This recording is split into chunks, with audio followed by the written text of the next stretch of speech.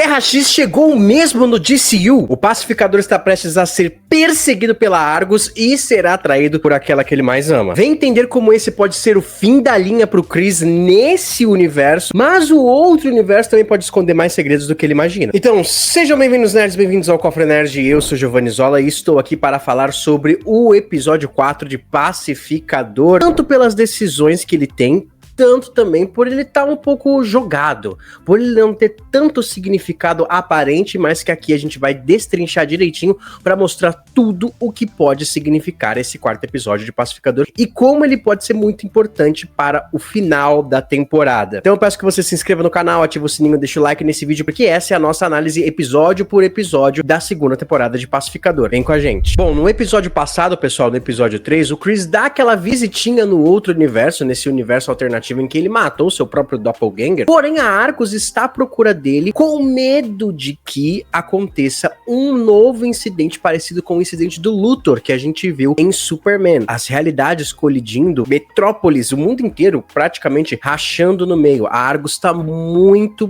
preocupada com esse tipo de incidente multiversal. Picos de energia estão aparecendo na casa de justamente quem? Do Pacificador. Então junta a fome com a vontade de comer, já que o Rick Flexer quer vingança porque o Pacificador matou seu filho no Esquadrão Suicida do James Gunn. E se não fosse só isso, o Wiggly também fez a maior chacina com os agentes da Argus e agora eles têm um especialista em caçar águias, pessoal, que é interpretado pelo Michael Rooker, que faz o Yondo também na Marvel. Se por um lado o Chris, o nosso pacificador, foi recebido com os louros de herói naquele outro universo, no seu próprio universo ele ainda vai pagar pelos crimes que ele cometeu, pelos erros que ele fez. E não, eu não tô falando do fato de que ele tá usando o aparelho de desdobramento quântico de seu pai, o August Smith. O erro pelo qual ele tem que pagar, pelo menos o mundo acha que ele tem que pagar, é ter matado o Rick Flag, o filho do Rick Flexer, interpretado aqui pelo Frank Grillo. Essa é a obsessão do Rick Flexer. Ele precisa prender o pacificador a qualquer custo. Se ele não paga pelas ações dele e da Waller quanto à missão Estrela do Mar, que é aquela que desencambou no Starro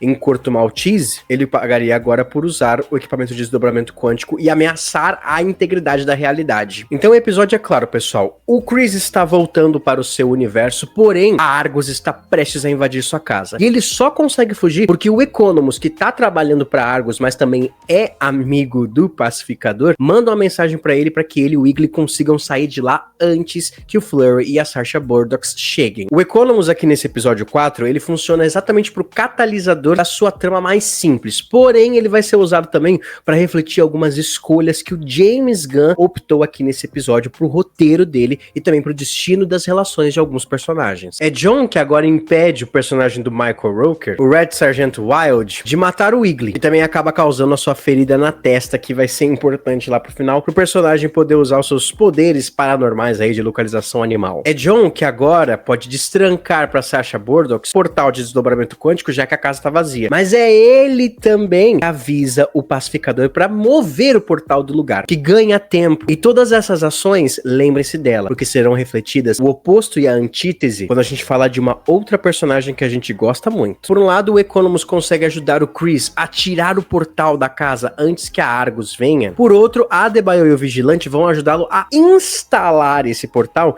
em outro lugar, na casa de campo de seu avô, aonde ele costumava ir caçar com seu pai e o seu irmão. Onde lá ele encontrou o portal pela primeira vez. Onde lá descobrimos a verdade. O portal nunca foi inventado por August Smith, o Dragão Branco. Ele foi roubado de um ser alienígena que foi morto pelo próprio Dragão Branco. Tirado ali das mãos frias e gélidas desse cadáver que implorava por misericórdia, mas que o Dragão Branco não concedeu. E por falar nessa criatura misteriosa, no final do vídeo eu vou tentar entender com vocês quem pode ser essa criatura. Quem é esse alienígena? Agora, assim como o Economus, a Adebayo também funciona como um artifício de roteiro aqui para alavancar a nós a problemática da temática da temporada. Diferente da primeira temporada de Pacificador, essa que está tentando moldar e evoluir o seu protagonista, dá aos seus secundários o papel de catalisadores para que Chris possa percorrer esse caminho, para que os passos possam ser dados rumo ao desenvolvimento desse personagem. E esse episódio fala muito sobre isso porque está na boca, nas palavras da própria Adebayo. Tudo o que não é nosso parece mais tentador. A vida daquele que está ao nosso lado ou à nossa frente sempre vai parecer perfeita aos olhos de um observador exterior. Todavia, apesar das regalias, Chris havia presenciado e vivenciado alguns dos erros que seu sósia, o Doppelganger, acabou fazendo. Erros que ele acha que ele pode consertar,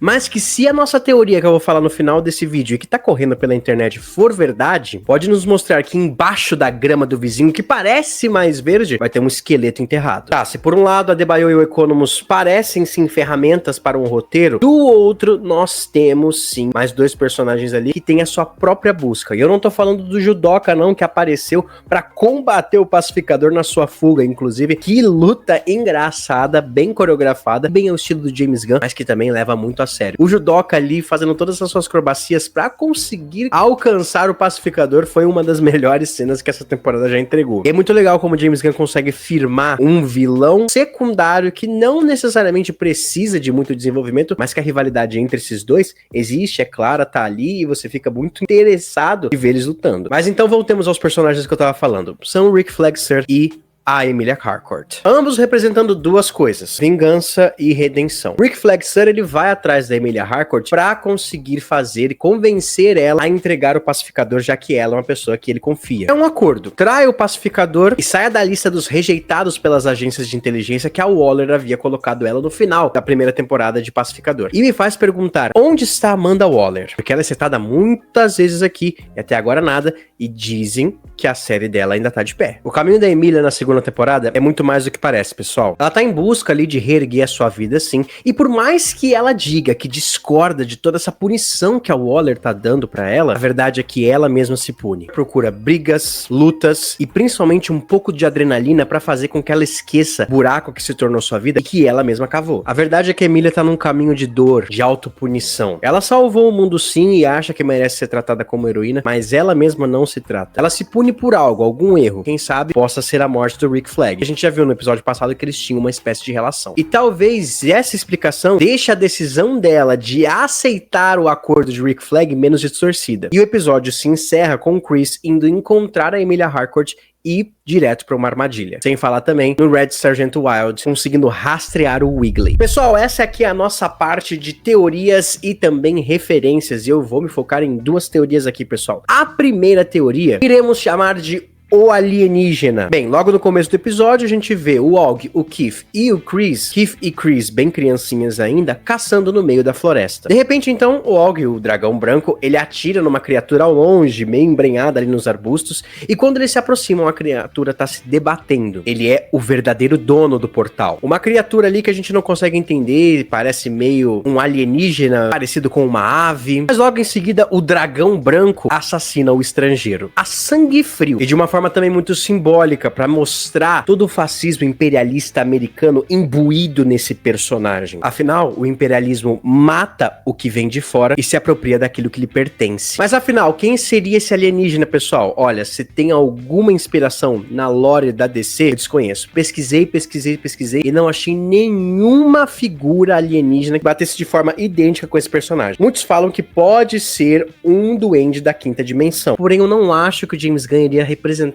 desse jeito. Os duendes da quinta dimensão parecem um pouco mais humanoides, bem mais fantasiosos do que ficção científica alienígena como essa criatura é. E eles não utilizam de portais, eles podem dobrar a realidade com a sua vontade. Lógico, esse alienígena pode ser sim uma invenção do James Gunn, assim como foi o Senhor Bonitão lá, aquela criatura que o Lex acabou criando ali no laboratório lá em Superman, e meio que serve a ele lá naquele universo de Poço. Mas eu vou deixar aqui uma raça que pode ser que tenha até conexão com outra produção do DCU que o James Gunn quer ainda tentar achar como ele vai encaixar no DCU, né? Que são os Reach, pessoal. Os Reach são alienígenas, insectoides cibernéticos conquistadores de mundos. E olha só, eles são responsáveis pela criação do escaravelho que se liga ao hospedeiro, ou seja, ao escaravelho do Besouro Azul. Pode ser então que James Gunn queira conectar esses dois personagens. Eu não acho que possa acontecer isso, tá bom? Eu acho realmente que é alguma invenção da cabeça do James Gunn, assim como ele fez com as borboletas na primeira temporada. Mas vamos falar da segunda parte ali de teorias que agora eu chamo de a grama do vizinho. Pois uma teoria tá tomando a internet nos debates falando sobre pacificador, já que as pessoas estão percebendo que dentro daquela realidade alternativa que o pacificador acha que é muito melhor, não existem pessoas de etnias diferentes. Não existe Amanda Waller, não existe Adebayo, não existe Sasha Burdock,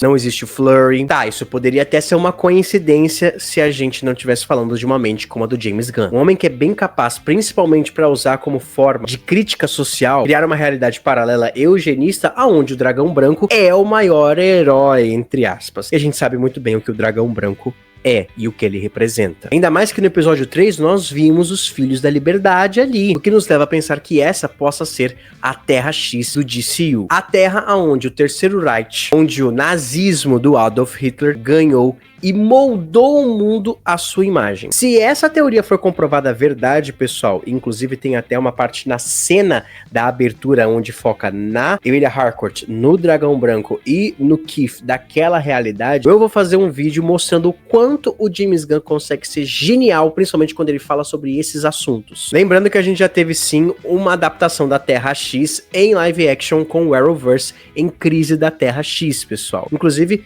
seria uma decepção se a Terra X fosse destruída logo aqui ou se encerrasse seu arco logo aqui numa temporada de Pacificador, porque ela é muito capaz de, sei lá, fazer um filme da Liga da Justiça, por exemplo. Eu gostei muito desse quarto episódio de Pacificador, porém, eu acho que ele fica um pouco atrás dos outros, tá bom? Quero ver o que vai acontecer no quinto episódio, quero ver essa trama se movendo, beleza? Muito obrigado por ter assistido até aqui e até o próximo episódio. Fui!